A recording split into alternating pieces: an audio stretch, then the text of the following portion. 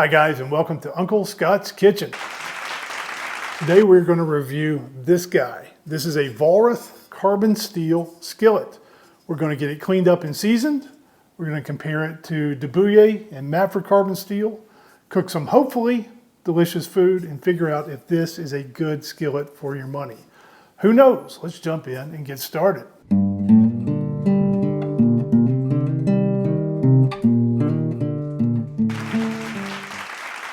There's a Vollrath contingency out there, been asking me to take a look at a Vollrath pan, so I finally got around to getting one. These are geared more towards the food service industry. We should point that out here at the top. As such, when I got my Vollrath in, no packaging other than a clear plastic bag, no branding. You can't tell this is a Vollrath pan. I don't see any type of logo on the pan. And especially for home cooks, there was no label and no seasoning instructions in the package. So these are definitely geared more towards back of the house food service operations. I got mine on Amazon. I paid about 60 bucks for it. And even though it came through Amazon, it came through a restaurant supply retailer that was on Amazon. So definitely not geared towards the home cook as much as more towards back of the house restaurant operations. That's okay though, they could still be a bargain. At 60 bucks though, when I bought it at first, I was thinking, well, this is going to be down towards the value end of the spectrum in carbon steel. Turns out that is less than $20 away from something like a Matfer Bourgeois. So even though it's a restaurant supply type pan, it's still not that much of a bargain. So let's jump in with a few stats and show you how it compares to some of these other carbon steels. The first thing that I notice about this pan is that it's lightweight. It's a bigger pan. These are all right around 12 and a half inches, and it's similar size to the other ones. But for example, the Vollrath is less than half the weight of the De Buyer. So the De Buyer, you can see it's definitely thicker, definitely heavier. It's also 2 pounds lighter than the Matfer Bourgeois, which is over 5 pounds. That can be a big deal with carbon steel because as we've seen in the past, thinner, wider carbon steel, it may not have enough thermal mass and is prone to warping issues. We'll definitely check on that here in just a minute. Now, some of you have probably already noted that this pan is already seasoned and it's been cooked in. What is up with that? Well, I filmed a nice intro video about 6 weeks ago and showed the pan and its packaging when it was brand new and talking about it. Went to edit that video last night when I was going to put this video together, and lo and behold, it turns out someone didn't turn the on-off switch to the on position on the external microphone. It turns out audio is a crucial component of a YouTube video. We're not in the silent movie days anymore. So that was my fault. I would fire the cameraman, but unfortunately he is me. But you know, I got to thinking, after the ruckus my wife raised, after she saw me opening this new carbon steel skillet and adding one more pan to the mix, I kind of wish she had one of those on-off audio switches too. So for the initial seasoning, if you guys remember, the Matfer pans come with a very difficult to remove seasoning, at least some of the older models. The De Buyer pans came with a coating of beeswax. Not too hard to remove that beeswax. You just wash it off. This Vollrath though came in a clear plastic bag with a very liquidy coating on it. And if you see here me dragging my fingers across the surface of the pan, you can almost see the streak marks in there. There was so much coating on the pan. Actually, it turned out to be fairly easy to remove, and of the 3 pans, removing the coating on the Vollrath was the easiest out of these 3. I washed off with a good scrub with some dish soap and a sponge and some hot water. Made sure to dry it immediately because these pans are reactive. They'll rust if you leave them wet. And here I went with an oven seasoning. I wiped the pan down with a very, very light coating of oil, and I put that in my oven at 475 for a little over an hour, let it cool down, and pretty good color change on this pan for the initial seasoning. So pretty impressed with that. It took the seasoning well. And let's go ahead and get the old proverbial fried egg test out of the way. First time I've put the pan on the burner, first time I've cooked anything in it. Heat the pan up, in goes some butter. In goes my egg. And boom, nailed the old fried egg test first time, and also nailed the flip. So that brings up one thing here. It is a lighter, thinner pan, but I was able to flip that fried egg fairly easily. Can't really do that as easily in something heavy like the De Buyer if you like to move your carbon steel around. So let's jump in and do some cooking and test this pan a little further. You know what I like to start with? Bacon. This thing, it holds 5 pieces fairly easily. As I always say, start your bacon in a cold pan when you're cooking in carbon steel, then put it on the burner. As it comes up to heat, the bacon will render out a little fat, give it an early flip or two, and the bacon will be non-stick. However, if you look at the pan, you notice that for whatever reason, the bacon removes some of the color and a little bit of that seasoning.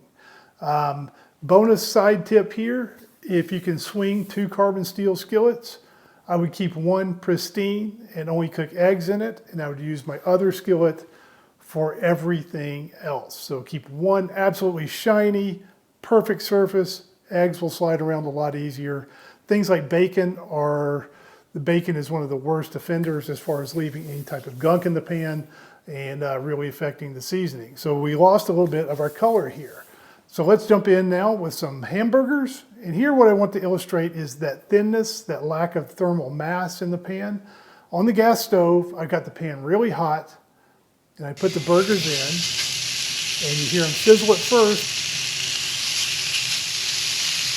But if you listen closely,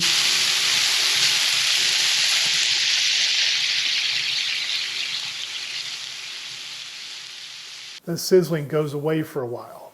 And since we started with a hot pan, I think this indicates that this pan does not have a lot of thermal mass. When all that meat went into the pan, it really cooled down. Now it eventually came back up to temperature, but I think that thinness really does affect cooking. It also, it's kind of a nuance here, but the burgers are sizzling where there is no meat touching the pan. I got a little bit of smoking and almost a little bit of, I don't know if it's really burning, but the grease got really hot away from the burger. So I don't think this pan is really transferring the heat evenly throughout the metal as well. Let's jump down to the flat tops in my basement. I've got an electric flat top, and I've also got an induction burner, the dreaded induction burner you've probably seen in some of my other videos. And here I want to check for warping. I'm going to do a little fried okra. I got a test piece of okra in there. Going to start out on the electric. And a few minutes in here, look at this. The pan turned into a spinner. It was flat when I started. It wasn't a spinner, but as carbon steel heats, it expands, and that expansion has to go somewhere. On this electric, it went downward, and the pan turned into a bit of a spinner.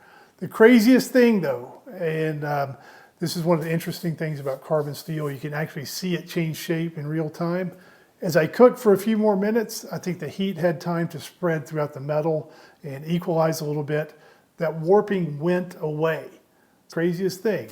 I moved the pan over to the induction burner. I got a little bit of deformation in the pan, but here the deformation went upwards. And you can see a little bit of that donut or island effect where the middle of the pan goes upwards when you're trying to cook, and the oil kind of makes a ring around that. Now the warping went away and it went back to being flat after cooking on both of these cooktops, but I can't tell you if you cook 30 times in this thing, that 31st time is it going to warp and not go back into shape? Who knows? But it is definitely a risk with carbon steel on flat top stoves. Now I want to check evenness of cooking, and here I'm going to cook some fried squash and zucchini. I cut these up and bread them, and I'll have a link to a recipe for this below the video if you want that. And what I like about cooking the squash and zucchini, I love doing this when I review a pan for 3 reasons. A, it's delicious. B, it's inexpensive, probably less than $4 of ingredients in all of this food. And C, importantly for reviewing a pan, I can spread these around the pan, and when I turn them, if they brown at different rates, I can tell if the pan is cooking evenly or not. Okay, I'm going to have to get these out here in a sec, but with induction, it's kind of the same old story. We've heard it before. The size of the graphic on my induction burner is very wide and seems to match up with the bottom of the pan. However, the actual coil underneath is much smaller. This is a problem not just on these burners. The reason I got this burner is other people are having that problem on big fancy induction ranges. I know even that $1,500 Control Freak burner seems to have some of the same problems, at least from some of the reviews I saw on YouTube of that burner. What I've been doing is just moving the squash around. Got to be really on your game and pretty active cooking to get them to cook evenly. They cook much faster and get darker over that hot spot in the middle than out towards the edges of the pan. And that's just what you got to live with carbon steel and lots of different induction burners and stoves. Okay, so things are going a lot better here on the old electric. I've got a bigger burner here. It matches up better with the bottom, with the size of the bottom of this Vollrath. The Vollrath is cooking nicely and evenly edge to edge here on the electric, and that is a function of matching up the burner size with the size of the bottom of the pan. So very important there, just to illustrate for the 9 zillionth time. I'm starting to get a little bit hungry. I think these look pretty doggone good. I drain them on paper towels. Always make sure to hit them with a little bit of salt as soon as they come out of the pan. Some people will say to drain these on a wire rack, because if you put them on a paper towel and they sit there for a while, they may get a little bit soggy. I don't worry about that because I'm going to eat the entire plate of these while I'm standing here. So paper towels work just fine. Okay, coming down to the short strokes here on the old Vollrath. I thought for the grand finale, we might sear up a little tofu. How about a little ribeye steak? Red meat. This guy looked fairly well marbled. Not quite a pound. And fairly thick, so we'll see how this Vollrath does with a high-temp sear test. Now, one thing I want to point out before we do that is that this is a very long pan, almost 24 inches, and right at 7 inches in height at the top of that handle there. I checked this thing earlier. It will fit in my oven. Now, it may not fit in some smaller ovens. It fits in mine, but it definitely sits off center because of the length of that handle. And I've got my oven on the rack is on the middle position. And with the height, it still fits in there. But as far as searing or broiling something under the top burner, I don't think this thing will fit in most ovens with the height of the handle. So who knows? Now for the steak, what we're going to do is I'm going to get this thing heating up here in a second. We'll take some readings with the old Thermapen surface probe thermometer. What I'm worried about with the Vollrath is that, again, it's a thinner pan. And I want to make sure that it has enough thermal mass to maintain a sear when that steak goes in and hits the pan. If it cools down too much, that steak may end up steaming. We don't want to steam, we want to sear. So let's see how it goes. I'm going to get this guy heating up.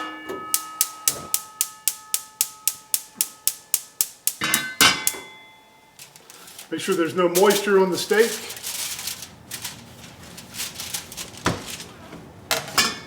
I'm going to put a little peanut oil on both sides. And since we're doing a high-temp sear, I'm going to use peanut oil. Sometimes I use other oil, sometimes I even use olive oil, but these high-temp sears, it might be obviously a little more heat and a little bit more wiggle room with the smoking point with the peanut oil. I'm a late salter. Some people salt an hour before to let juices come out of the steak and be reabsorbed, and that's just too much for me to worry about. I like salting right before my meat goes in the pan. Let's see how hot. So we're already at 450 degrees. I'm going to put in a little water. Whew! This pan, being thin, heats up very, very fast. You see the water rolling around like ball bearings. It's actually sizzling a little in the middle and rolling around on the sides. You see good old Utah water left some hard water stains in the pan that easily. All right, so let's get a little of the peanut oil in the pan.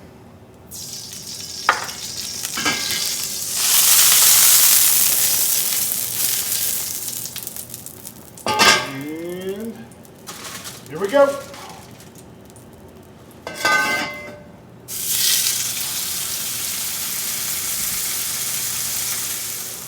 Okay, sorry for the fan noise. I've got some smoke here. This is 2 minutes.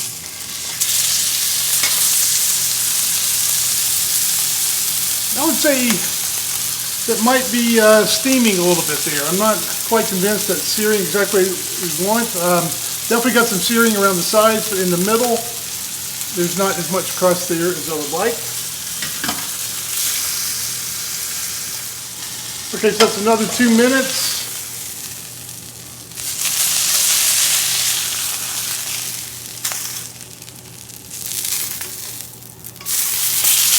Not quite the sear I'm looking for, and I don't think the pan has enough thermal mass to really do justice to this nice steak.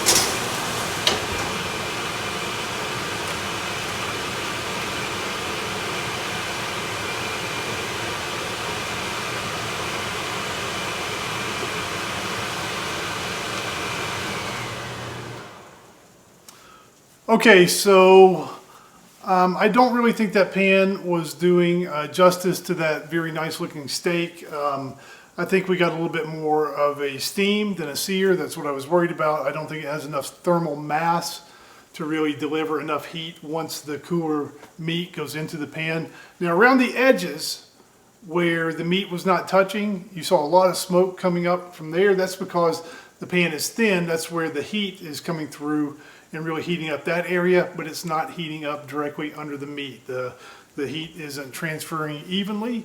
I tried it on a couple of different burners and got more heat directed right at the middle of the pan, and it didn't really change much. So after 2 minutes on each side, I thought it was a little more gray than kind of that seared crusty brown that I was looking for. It looked a little bit better after I got some butter and rosemary in the pan. Now we've gone to the oven to kind of finish the cooking. What I like and what my wife likes is to get the center of our steaks at about 127 degrees when we finish them in the oven. Take them out, put them on a plate, a little more butter, and cover them up, and then they'll come up into the low 130s after a few minutes of resting, and that's usually somewhere between medium rare and medium, and that's kind of the way we like ours. Everybody's different though, but that's the way we like to cook our steaks. So we'll see how it turns out.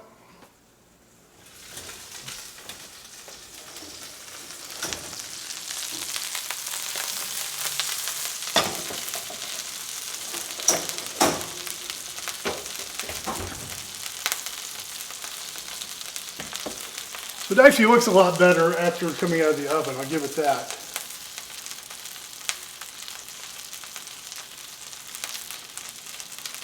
Okay, 127 in the middle. Let's get this guy on a plate.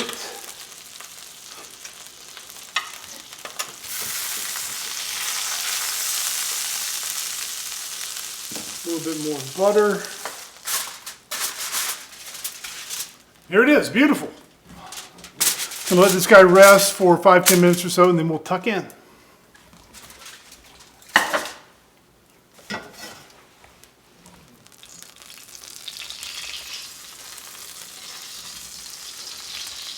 And you can see a lot of dark color came in on the old Vollrath.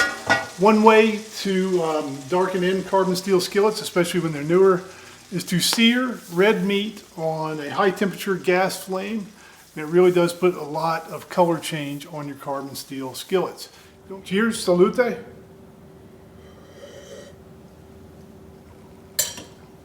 Steak has been resting 5 minutes.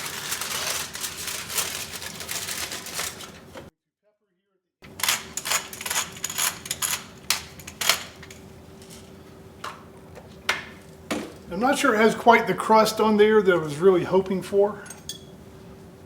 Let's take a bite and see.